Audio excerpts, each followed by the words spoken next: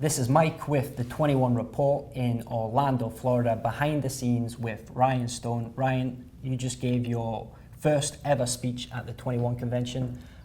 First of all, welcome. It's great having you here. Thank you very much.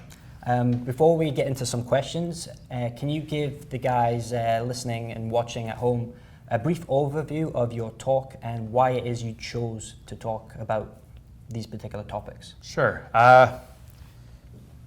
So it was really hard to put together an hour. The whole point of it is I'm not really anything special. I'm just an average guy like anybody else. The big problem we were noticing is guys, they like the feel goods. They like to say you got your New Year's resolutions, but then they end up not doing anything. So the purpose of the speech was to put action before words. And then the idea is we have a concept in the Married Red Pill called dread, which has got a nice little controversial name so everybody likes it, but it's essentially just like a male branch swinging. You moving forward so that way you have options. You can pick up another girl if the one you have right now doesn't like you, so you don't have to settle for like a dead bedroom or a wife that won't respect you or anything like that. And then the real purpose of it was to show people that there's like a sound strategy to it. And that's the one thing I find people really lack. Like everybody likes to hear about the theory behind things. Evolutionary, what do cavemen do? What do cave women do? I like to keep it fairly practical. No, go lift a weight. Go value your time and energy. Go dress like you give a shit. That kind of thing. So it is, the real point of it was to make something practical that people can leave and actually apply in their lives. Awesome. So you mentioned that you're a moderator on the Red Pill. The Married Red Pill subreddit. Yeah. Can you explain exactly what that is? That's where people lash out at you when you don't tell them what they want to hear. Yeah. No, I honestly don't know how I got it. At the time, I was just going through my little struggles. Everybody's got their story. I don't like the pity party thing, so I try not to talk about it. But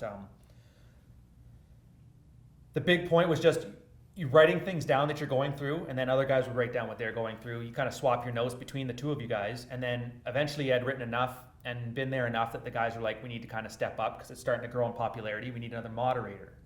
And so they picked me up on it. And then it's not really much to it. It's mostly making sure people stay on point and they don't delve too far into, call it mental masturbation, navel gazing, jerking each other off over how you feel like a man. Kind of like if you remember the movie Fight Club. Yeah. Yes, Cornelius, you can cry now. Yeah. And I'm just like, oh, fuck. So I kind of had a thing, and that's my shtick there is I'm big on calling other guys faggots. I don't mean it like homosexual. I mean it like on Xbox or wherever where you call somebody there. Just guys who are LARPing masculinity. It's not a LARPing thing. Just go lift a weight, go talk to a girl, stop putting up with your wife's bullshit. And so the moderating is for the most part just keeping people focused. Awesome. Herding cats. Yeah. So in your talk, you mentioned that you joined the Navy when you were 23. Yeah. I wanted to ask, what was your biggest kind of lesson, the takeaway you took from the Navy? Oh, geez. It's hard. So when I came in, I had the idea of queen and country, meritocracy, work hard, play hard. And I still kept a lot of that because that's still there. But it kind of introduces you to, I guess, human nature. You get to a certain point where you realize that may not be the case. Maybe the guy who went golfing with the boss got promoted ahead of you. But you were the one, they were the studious worker. So I guess, and I don't want to make it sound more than it is, but it's kind of a more Machiavellian nature of people. So it gives you a more realistic outlook because you don't really have a choice. It's at the point where somebody can pull this stuff, and if they outrank you, you have to put up with it. It's got a very strict power structure, and it taught me the value in having your own value, your own mission in life, because you can latch onto somebody else's, but at the same time, that message is going to be for them. They have a thing, they call it like the green machine. Basically, once you're not, if you're not deployable, you're not employable. So if you get medical problems with your back and that, they don't care if you've been in for 18 years, which is 2 years away from your pension. The process to kick you out is there. And if they kick you out a day before your pension kicks in, there's no loyalty there where, just one more day and then you can have your pension like you deserve because you worked hard for it. It's no, paperwork says out and you're out. So it's kind of nice. It makes not so much jaded, but a more realistic overview. Like nobody's really entitled to anything. Yeah.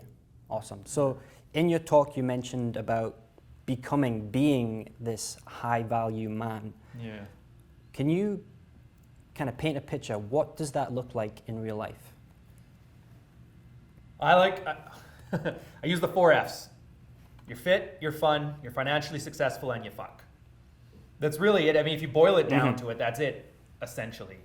As far as high value, it's from a red pill perspective. If you're actually talking to a girl and she wants to fuck you, that's pretty much high value. I mean, there's the biological stuff where, yes, cave women pick cavemen, so they define who gets to breed and who doesn't, all that stuff. Doesn't really matter. Essentially, if you can walk into a room and get the things that you want from the people that are there, that's high value.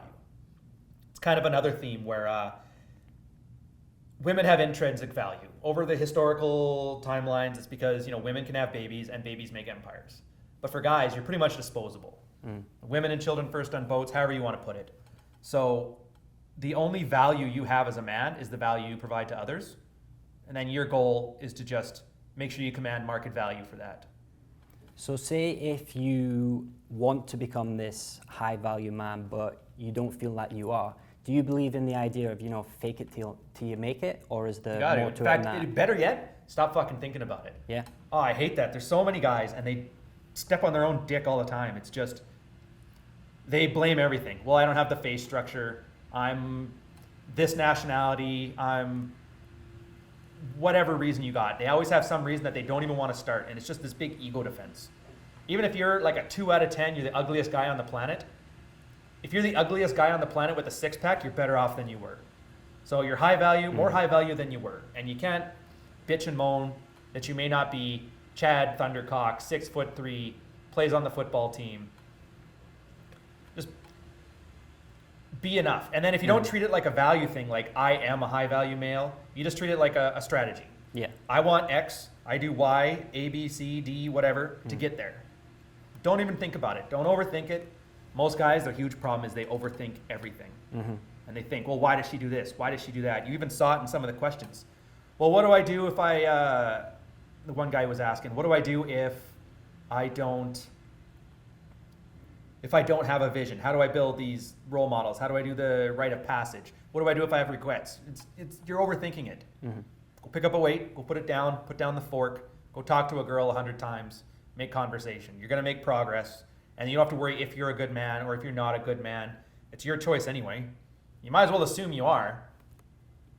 You're your own judge. Yeah. And you're working your ass off, so you're going to start to believe it. Awesome. So if people want to find out a bit more about you, your work, where's the best place that they can go? The best place, I have my blog, but it's not as helpful as the Married Red Pill. My blog was Rian Stone at blogspot.dca. It's mostly where I just collect my thoughts. It's as if I'm speaking to myself. But the big one for guys who want value, if you're not in a relationship, you're single, there's the Red Pill, which is on Reddit. You just type it into a search bar, it's easy enough. The Married Red Pill, same thing, it's also on Reddit. And the best way to learn isn't to go there and post and lurk. There's a curated sidebar that's got a whole lot of guys like Ian Ironwood, Manuel Smith, Robert Glover, Athol Kate, and they have a lot of backgrounds. Some were marriage counselors, some were psychologists. And they kind of get all those things that you do already to sabotage yourself. And it's the best way to build a framework. Oh, and Rollo. Read Rollo. So it gives you that framework. And then from there, you're able to see and build your own mission. Because I mentioned that in the talk as well. Be a high value male, that's not a core mission. That's a stopgap measure. So, because when you have a mission, you can want anything in the world. But if nobody gives a shit, you're not going to make it. So at least if you're high value and you have options, then you can actually start pursuing what you want to pursue. So Rian, this was your first time speaking at the 21 convention. Yeah. Got to ask, how has your experience been so far? It's been fun. I actually was worried when I first got here. I have a saying, like, don't meet your heroes. Yeah. So I figured, I'm like, oh, if I find out Rollo's like a 300-pound fat man, it's going to fucking kill me. Or if like Hunter's making this up and his wife's fucking a prostitute in Vegas. But it's nice, then you meet these guys and you realize like they are who they say they are. They're personas that they have on Reddit, on Twitter, on Instagram, on their own little things. So it's nice seeing guys, they're doing their thing and they're sharing the knowledge, and it's essentially what it is. At the end of the day, it's guys swapping notes. Like Tanner's not joking around. He knows how to dress and he knows what he's doing. Hunter knows how to get his things done, how to make his mission. So when you meet them, then it's nice. You take a bit of it for yourself. It's like I said before, the only value of a man is the value he has for others, and there's a lot of value here. Awesome. So Ryan, thanks once again for being here. It's been great having you, man. Yeah, cheers. Glad to have you. Yeah. So Or glad to be here. So with that, you can see Ryan's talk free first on 21university.com. You can also check out the link below this video. With that, this has been Mike with the 21 Report with Ryan Stone. Thank you.